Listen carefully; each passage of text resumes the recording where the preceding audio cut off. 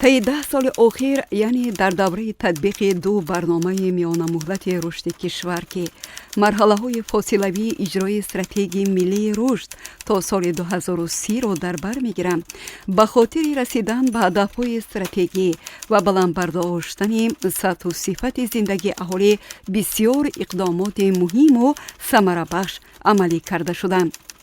در نتیجه حجم مجموعی محصولات داخلی 3.4 برابر زیاد گردیده.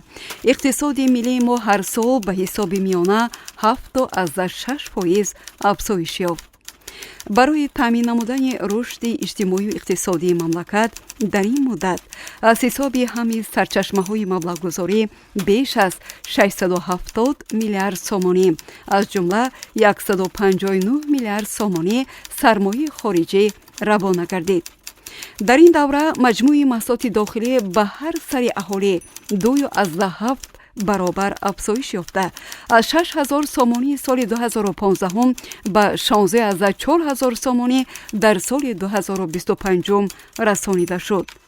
اهالی کشور از 8.5 میلیون نفر سال 2015 به 10.7 میلیون نفر در سال 2025 رسید، یعنی 26% زیاد گردید و نشان دهنده دراز عمری اهالی از 70 به 77 سال رسید. در این مدت سطح کمبزاعتی تا 19% کاهش یافت.